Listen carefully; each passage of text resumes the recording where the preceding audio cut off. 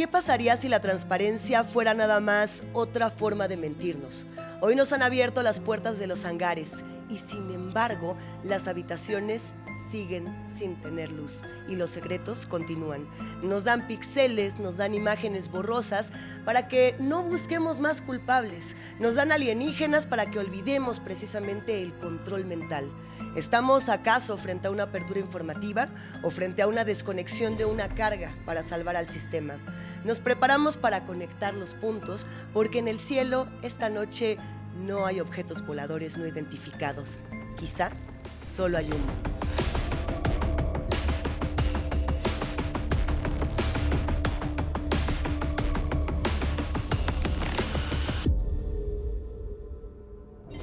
Bienvenidas, bienvenidos a Enemigos Invisibles. Aquí desmontamos conspiraciones. Mi nombre es Luisa Iglesias Arvide y sí, tengo que reconocerlo, soy bastante admiradora del tema OVNI como la gran mayoría de todas y de todos ustedes.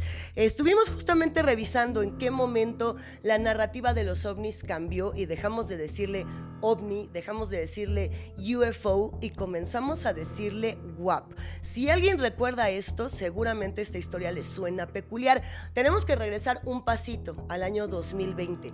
En el año 2020, el gobierno estadounidense y en particular el Departamento de Defensa dijo que ya no debíamos llamarles UFOs o OVNIs a estos objetos porque eso le estaba quitando la seriedad a una investigación científica. En agosto de 2020, el Departamento de Defensa de Estados Unidos creó un grupo de trabajo sobre fenómenos aéreos no identificados que intentaba darle más seriedad a las investigaciones OVNIs.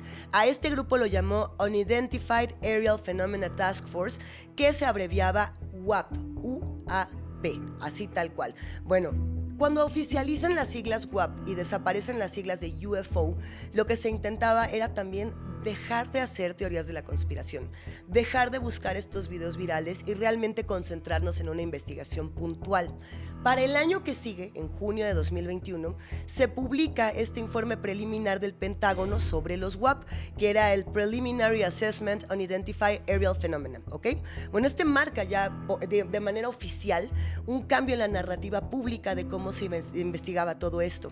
Sin embargo, algo pasó en ese periodo, entre junio de 2021 y mayo de 2026, que la narrativa involucionó y volvimos al punto original.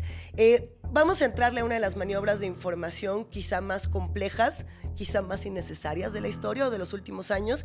Hay que comentarles precisamente que el 8 de mayo de 2026, el Departamento de Guerra de los Estados Unidos, que no es lo mismo que otro departamento de investigación, pues lanza este portal que se llama war.gov/UFO. Lo primero que hacen es regresar las siglas UFO, que sería algo así como Unidentified Flying Object, así tal cual. Bueno, con esta plataforma nace la iniciativa PURSUE, cuyas siglas en inglés significan Sistema Presidencial de Apertura y Reporte de Encuentros con Fenómenos Anómalos No Identificados. Suena muy elegante, suenan palabras muy rebuscadas, un poco lo que se intentaba hacer era desclasificar un montón de expedientes para hablar de ovnis, para hablar de aliens, para hablar de teorías de la conspiración y de eventos paranormales. El secretario de Guerra, Pete Hegseth, fue muy claro al decir que estos archivos estuvieron ocultos bajo clasificaciones de seguridad que alimentaron una especulación justificada y que además pues ya era momento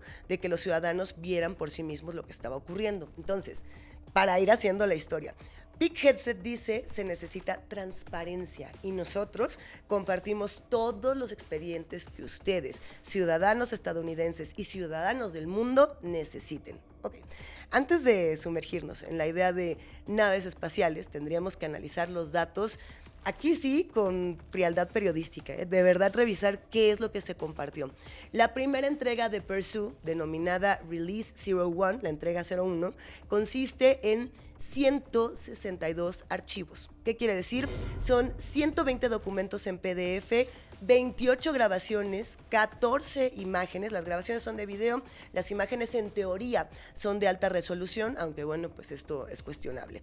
Estos registros cubren incidentes que van desde el año 1947 hasta principios de 2026. Seguramente, si usted es fan del fenómeno OVNI, puede recordar algunos de estos grandes casos emblemáticos de WAPs o de UFOs, como puede ser el caso Roswell, precisamente de 1947, el avistamiento de Kenneth Arnold de 1947, por igual, el incidente nuclear de Maelstrom de 1967, o incluso algunos que fueron adaptados a cine, como el secuestro de Travis Walton. Bueno, dentro de todos estos archivos, lo que el gobierno nos está entregando, en realidad, no son conclusiones. Lo que nos están dando son una masa de casos que ellos mismos, pues, catalogan como no resueltos, ¿no? Es decir, nos dan los datos que los propios sensores no pudieron procesar y nos dicen, ustedes hagan el trabajo, ustedes investigadores, periodistas, cuando en realidad, a lo mejor ni siquiera tenemos una interpretación. Pero vamos un poquito, paso a pasito, con estos archivos para ver qué opinan quienes nos acompañan aquí en TV Migrante. El archivo que más ha circulado en redes sociales es una fotografía de la misión Apolo 17. Esta fotografía se tomó en diciembre de 1972. Ahí está. Al ampliar esta imagen, se observan 3 puntitos luminosos en una formación triangular sobre el horizonte de la Luna. Que en realidad, cuando vemos imágenes como estas, podemos maravillarnos, podemos sorprendernos, podemos incluso entusiasmarnos. El Departamento de Guerra incluyó una nota técnica donde reconoce que no existe consenso sobre esta anomalía, pero sí menciona que un análisis preliminar indica que podría ser un objeto físico en la escena. Entonces aquí es donde debemos aplicar este primer filtro y la verdad sí, ponernos un poquito más escépticos. Hay investigadores como Mick West que han señalado que este tipo de capturas en cámaras, estos 3 puntitos, suelen ser el resultado de un efecto óptico bastante conocido que le llaman bokeh. Este fenómeno como tal ocurre cuando tienes fuentes de luz que están fuera de foco y están tomando la forma de la apertura del lente. Entonces, por eso se ven estos puntitos. Lo que para un creyente puede ser una nave triangular, pues para un analista óptico en realidad sería un reflejo interno o una partícula de polvo, ¿no?, que está siendo muy iluminada por el sol en este vacío del espacio. Pero me quiero detener aquí para recordarles que sí hay cosas que pueden tener un espacio de duda. Aquí nos estamos poniendo verdaderamente escépticos, pero cada quien tiene derecho a creer en lo que quiera creer. Y estoy segura de que cada uno de nosotros tenemos una experiencia extraña con el cielo y hemos visto cosas que no podemos explicar. El no poder explicar algo es parte de la naturaleza humana. La duda, la curiosidad es lo que estimula estos casos. El problema es cuando alguien toma estos elementos para contarte una verdad a medias o para decirte que te está transparentando algo cuando en realidad lo que está haciendo es darte más opacidad. Vamos a pasar a los videos de esta era moderna, si así lo quieren ver, ¿no? Forman parte de esta desclasificación, son muy interesantes sin duda. Hay un reporte del mar Egeo, este reporte además es muy nuevo, es de 2023. Digo, pensando que todos los reportes que tenemos, o la gran mayoría, son de los años 70, de los años 60, este es muy llamativo. Describe un objeto que está volando a una altura muy bajita sobre el océano, muy bajito. Entonces, según los datos de este sensor, pues el objeto realizó, de hecho, múltiples giros de 90 grados a una velocidad constante de 129 kilómetros por hora. Esto no sería menor. Físicamente, de hecho, hay que decirlo, ninguna aeronave conocida podría ejecutar un giro de 90 grados sin perder velocidad, sin sufrir fallas estructurales, incluso sin tener pérdidas masivas por esta fuerza de gravedad generada. De verdad, imaginemos estos giros. El Pentágono, ¿qué dice? ¿No? Creo que esa es una de las grandes preguntas. El Pentágono mantiene este caso como no resuelto, debido a la falta de datos suficientes. Pero incluso frente a estos videos hay figuras como Sean Kirkpatrick, que es el exdirector de la Oficina de Resolución de Anomalías, que bueno, pues él ha advertido que la liberación de estos materiales sin contexto científico adecuado lo que está alimentando es la pseudociencia, ¿no? Y sobre todo un tema donde la afición, que puede ser algo que nos gusta mucho, entretiene, más no informa. Miren, Kirkpatrick sostiene que muchos de esos orbes que parecen dividirse, ¿no?, o que parecen incluso de pronto escupir lucecitas, son en realidad patrones de defracción o difracción térmica que se provocan por el calor de motores que están reaccionando. Entonces, ¿qué es lo que pasa? Que las cámaras infrarrojas militares captan firmas de color, o más bien firmas de calor que se reflejan en color, si así lo queremos decir, ¿no? No son formas físicas precisas y hay que decirlo, un motor caliente puede deformarse visualmente en el sensor hasta parecer un objeto imposible, un objeto muy extraño. No estamos diciendo que sea la única explicación, estamos diciendo que en realidad lo que compartió el Pentágono, lo que se comparte en estos expedientes, no nos está dando ninguna explicación y no nos está afirmando que ninguno de estos objetos realmente sea un UAP o un UFO o un OVNI o un objeto volador no identificado, porque en realidad no nos están diciendo nada, no nos están diciendo qué son. ¿Ustedes qué opinan? Recuerden que nos pueden contar aquí en TV Migrante, pero es muy importante notar que esa supuesta apertura gubernamental ocurre en un momento de tensión política máxima, ¿no? Mientras los ciudadanos descargan archivos sobre luces en Kazajstán o el ojo de Saurón o esferas naranjas que están siendo reportadas por agentes federales en el oeste de Estados Unidos, pues la administración está enfrentando críticas muy severas a nivel doméstico y a nivel internacional. Y bueno, la excongresista Marjorie Taylor Greene, ella ha sido muy tajante al calificar esta desclasificación como propaganda de objetos brillantes. En otros tiempos históricos habrían dicho que nos trajeron espejitos, ¿verdad?, para conquistarnos. Pero según Greene, este gobierno está usando el misterio de los fenómenos anómalos para distraer a las poblaciones de temas muy críticos como el conflicto bélico entre Estados Unidos e Irán, una ofensiva que ha costado más de 29,000 millones de dólares, que además es un reporte que ha compartido el Pentágono y que le está costando a las poblaciones americanas, estadounidenses, y por supuesto no solamente les cuesta en lo que ellos tienen que poner, quieran o no, sino también en cómo lo padecen en términos de inflación, etcétera. El hecho también de que el precio de la gasolina en Estados Unidos ya superó estos $4.50 por galón. Bueno, a ver, esta visión coincide con la teoría del académico Hakitan, que es interesantísima, sobre lo que él llama load shedding. Aquí también se conoce como cortina de humo, ¿no? Pero la load shedding tiene una peculiaridad interesante. Load shedding quiere decir desconexión de carga. Cuando un sistema está así cargadísimo y como que tienes que tirar cosas. Imagínense un sistema eléctrico o imagínense un barco que se está hundiendo y que tienes que ir tirando cosas para que el barco salga a flote, algo así. Hakitan argumenta que el Estado moderno no está ocultando la verdad por completo, sino que libera fragmentitos chiquitos, ¿no?, fascinantes, legalmente inofensivos. ¿Qué le va a hacer a alguien un ovni? Nada, al contrario, fascinarlo y dejarlo 6 horas en su casa debatiendo con la familia en la sobremesa, cuando más. Entonces nos entrega estos videos borrosos, porque además, aunque digan que es alta definición, casi todos siempre están pixeleados, de hace 50 años, además, ¿no? Y el sistema, pues, se hace o nos hace sentir que es transparente, mientras en realidad lo que está haciendo es proteger núcleos de información mucho más sensible que siguen, por supuesto, bajo llave. Es una forma de gestionar la curiosidad pública mediante una inundación de datos que no llevan a ninguna responsabilidad judicial. ¿En qué se diferencia el load shedding de una cortina de humo, por ejemplo?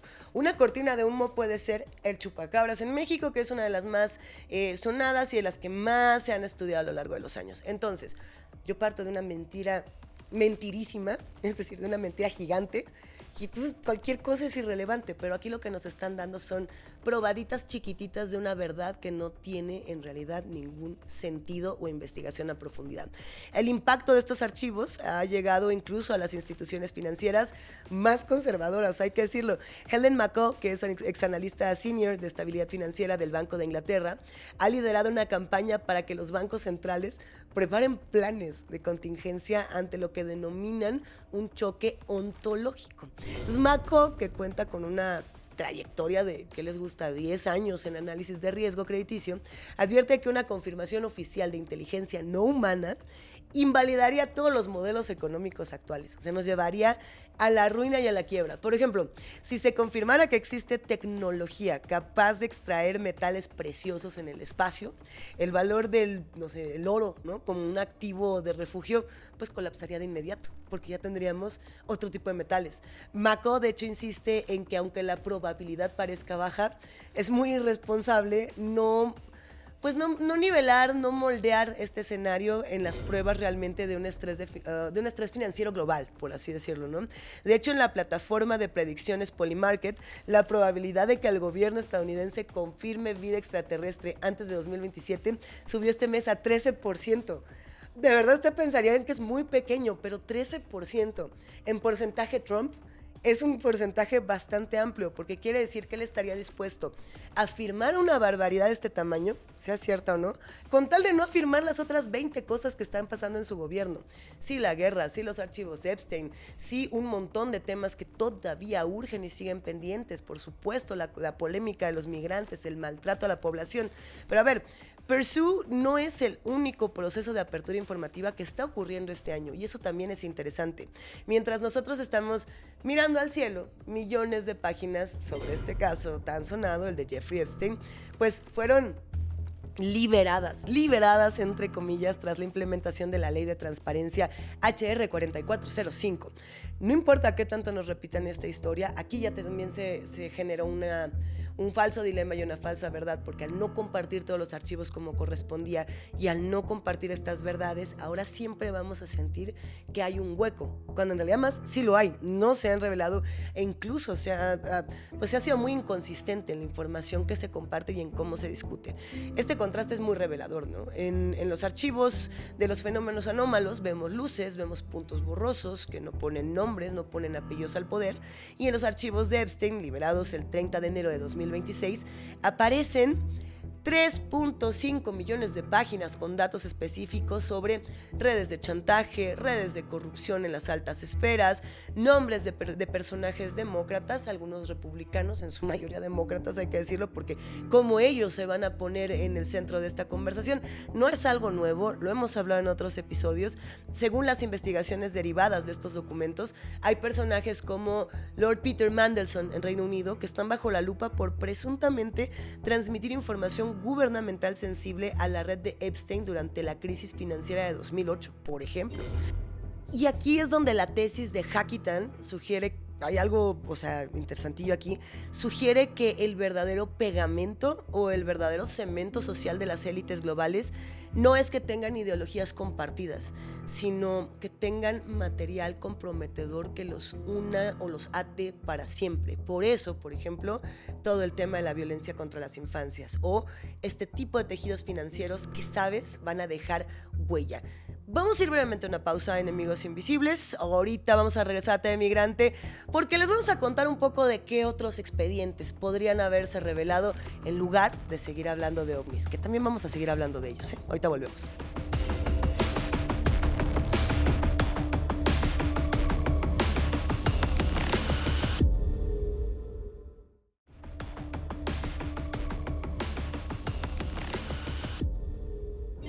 Estamos de regreso aquí en Enemigos Invisibles. En esta primera parte del episodio analizamos cómo esta iniciativa Pursue ha inundado el espacio público con videos borrosos, reportes históricos, lucecitas en el cielo, y mientras tanto la atención masiva pues está centrando más en orbes anaranjados que en expedientes fundamentales para entender la realidad estadounidense e incluso la realidad mundial.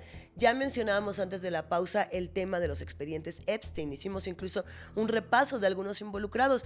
Todo esto creo que nos lleva a plantearnos qué otros expedientes hubiera sido a lo mejor más interesante, deja tú más interesante, más urgente conocer antes que los archivos desclasificados de UFOs, WAPs, aliens o como le quieran llamar. Si el gobierno realmente quisiera ser transparente, por ejemplo, tenemos aquí varios documentos, ¿no? Documentos clave que tocan la fibra mismísima de la responsabilidad institucional. Por ejemplo, los transcritos del círculo interno del 11 de septiembre. Creo que es algo que de pronto hemos dejado de investigar. El 9/11 se ha quedado como una pregunta inconclusa. ¿Por qué? Porque siempre tenemos una pregunta más, una noticia más, algo más que investigar, ¿no? ¿Qué pasa con respecto a esto? Se sabe de la existencia de un resumen de 7,000 palabras que compila los informes presidenciales diarios de los últimos 3 años anteriores al ataque. Entonces, estos documentos como tal, detallan cosas importantes, ¿eh? Detallan que exactamente qué sabía la inteligencia sobre Al-Qaeda, qué sabía sobre quién decidió si se actuaba o no en esta caída de las Torres Gemelas, en este presunto ataque terrorista que muchas personas han dicho es una teoría de la conspiración más. A ver, ese es uno, ¿eh? Pensemos, por ejemplo, en el último 1% de los archivos de JFK que la administración sigue reteniendo a pesar de las 1,001 promesas, ¿no? Lo que falta no son fotos del tirador que presuntamente pudo haberle quitado la vida a John F. Kennedy, sino los registros de las estaciones de la CIA en México y en Miami. Son papeles que detallarían operaciones de bandera falsa, relaciones con grupos extremistas, que pondrían en situaciones muy comprometidas a la inteligencia actual. Esos son archivos que a lo mejor en este momento nos gustaría conocer. Además de los archivos de objetos voladores no identificados, no le estamos quitando el valor al entretenimiento, pero lo estamos dejando en el espacio que corresponde, en algo que nos apasiona, que nos entusiasma, pero que no está correspondiendo con la realidad y la urgencia actual estadounidense y mundial. Hablamos de México, porque hay que decir que en esta desclasificación de los archivos UAP apareció nuestro país, seguramente ya lo estaban esperando. La desclasificación de los UAP también reveló un costado de espionaje diplomático que pocos esperaban.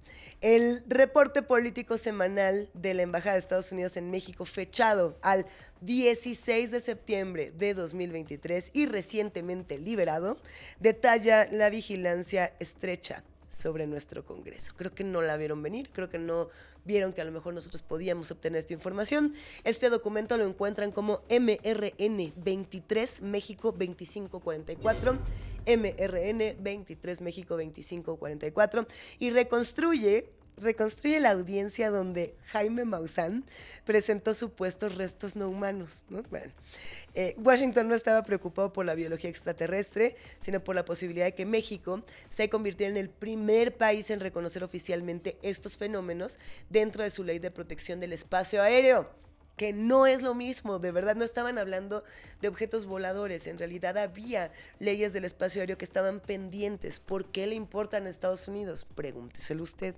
Este reporte diplomático enviado directamente a la CIA y al Consejo de Seguridad Nacional califica la exhibición de Maussan como un truco sin fundamento, citando al piloto Ryan Graves, quien afirmó que ese tipo de especulaciones dañan la credibilidad de los testimonios reales. Pero lo relevante aquí es que la UNAM, la Universidad Nacional Autónoma de México, ya había dicho que no. La comunidad científica ya había subrayado, por favor, dejen de mentir. Investigadores justo de esta Universidad Nacional Autónoma de México ya habían dicho, estas supuestas momias alienígenas no tienen nada de momias, son pequeños cuerpecitos que han fabricado a lo largo de fraudes históricos con restos arqueológicos precolombinos. Bueno, Estados Unidos sigue monitoreando todo esto, ¿no? Y seguía monitoreando en realidad el proceso legislativo mexicano como una amenaza a la soberanía de información de estos llamados 5 ojos, ¿no? Es una ironía que el gobierno estadounidense usa archivos de un fraude científico para justificar en realidad su narrativa de vigilancia aérea. Creo que eso es algo que no se ha trabajado lo suficiente cuando hablamos de estos temas y que podríamos hacerlo hacia adelante. ¿Qué era lo que realmente, cuál era el interés de Estados Unidos? No eran las momias precolombinas de Jaime Maussan, era controlar el espacio mexicano de vuelo, ¿no? Pero bueno, otros expedientes que pudieran llamar la atención, por supuesto el proyecto MK Ultra, se sostiene precisamente que los experimentos de control mental de la CIA realizados entre 1953 y 1973 no son nada más historia antigua, sino un manual de instrucciones para la guerra psicológica moderna. Hay una audiencia que de hecho se tenía que llevar a cabo el 13 de mayo de 2026, vamos a darle seguimiento y si quieren un episodio especial MK Ultra, cuenten con ello porque es de nuestros temas favoritos. Pero bueno, pues ahí justamente esta audiencia lo que intenta es forzar o presionar a las agencias, particularmente a la CIA, a revelar los nombres de los hospitales y de las universidades que participaron en el suministro involuntario de LSD y de otras técnicas de tortura a ciudadanos estadounidenses y a ciudadanos internacionales. Aquí no están cuestionando si el control mental existe, si existen personas que tienen visión remota, si hay telequinesis. Eso lo podemos dejar en una conversación aparte porque no deja de ser llamativo, pero el punto aquí es ¿quién drogaba sin permiso a ciudadanos estadounidenses? Eso es lo que podría revelar un informe de estas características. Para demostrar estas conspiraciones, no necesitamos inventar historias de invasiones extraterrestres. O sea, basta con mirar estos mismos métodos de control de conducta del pasado que se han ido refinando cada vez más, sí, con la era digital. bajo esta lógica, bajo este concepto que les habíamos enseñado del load shedding, que mencionamos justo al inicio, pues la desclasificación de Epstein funciona, por ejemplo, como un corte de energía controlado, ¿no? Dales poquito, dales otro poquito, dales un poquito, échales unos aliens, ahora dales MK Ultra. El sistema está sacrificando algunas de sus extremidades para poder funcionar. Entonces, ¿a quién sacrifican, por ejemplo, en el tema de los Epstein? Pues a personajes como Mandelson, lo decíamos, o como Lang, ¿no? Cuya utilidad política pues ya caducó, entonces ya no le sirven, ya lo pueden pues desechar para evitar justamente un colapso del núcleo central. Ahora, no es un acto de justicia. En realidad nos están entregando los nombres de los peones, entre comillas, para que no sigamos rascando el mecanismo de chantaje que sostiene una estructura complejísima. Es la desconexión necesaria, ¿no? Para que la red principal pues, siga operando en la sombrita y además nosotros ya no hagamos mayores preguntas. Y es aquí donde este choque ontológico del que estábamos platicando, que nos advertía Helen McComb, pues deja de ser una gráfica financiera, un terror financiero, para convertirse en una crisis bastante realista. El verdadero impacto no es que otro pierda su valor ante tecnologías exóticas, sino que nosotros perdamos la fe en lo que es real. Y entonces ya no tenemos esa verosimilitud, ya no podemos activar, ¿no? Si aceptamos la narrativa de que el Estado pues, nos ocultó la naturaleza misma del universo durante casi un siglo y había extraterrestres caminando entre nosotros y demás, estaríamos aceptando también, casi sin darnos cuenta, que tienen el derecho y la capacidad de ocultarnos todo lo que quieran, lo bueno, lo malo, la podredumbre de estos pasillos del poder. Y nosotros tendríamos que agradecer cuando ellos nos compartan estos expedientes, ¿no? Bueno, a ver, la desclasificación de los ovnis no es una revelación, o sea, porque además en ningún momento nos dijeron que la vida extraterrestre existe. Lo único que nos dijeron es, hay objetos que no conocemos, hay objetos que no sabemos de dónde vienen. Esto es anestesia pura y dura, es placebo, es un método para que esto pues deje de ser un secreto, para que deje de ser una anomalía y se convierta en un mecanismo de, pues sí, de control, de distracción, que además puede estar en constante evolución. Miren, ahora tengo esta otra foto, ahora tengo este otro archivo. Es fundamental separar esta pajita del trigo, ¿no? En este release del Zero One Pursue, nos damos cuenta que ya leímos 160 archivos y ahí la mayoría fueron, sí, al final, píxeles blanquitos sobre fondo negro, donde el Estado nos dice que nos dio un conocimiento imposible, importantísimo, y en realidad nos está manteniendo ocupados analizando si una luz en Siria es una nave o un motor a reacción, mientras hay 3.5 millones de páginas de Epstein donde hay pruebas, donde hay transferencias bancarias y donde hay preguntas que siguen sin tener respuesta. ¿Qué pensamos? ¿Cómo le hacemos? ¿Y en dónde nos quedamos al final de esto? Cada quien va a tener derecho a creer en lo que quiera y una cosa no está peleada con la otra. Así que los invitamos a que sigan haciendo preguntas, a que lean estos 160 páginas que pueden encontrar en WarGov, a que se sigan divirtiendo con esas múltiples realidades, pero a que no se olviden de que aquí tenemos todavía mucho que seguir cuestionando. Yo soy Luisa Iglesias y nos encontramos la próxima semana en TV Migrante.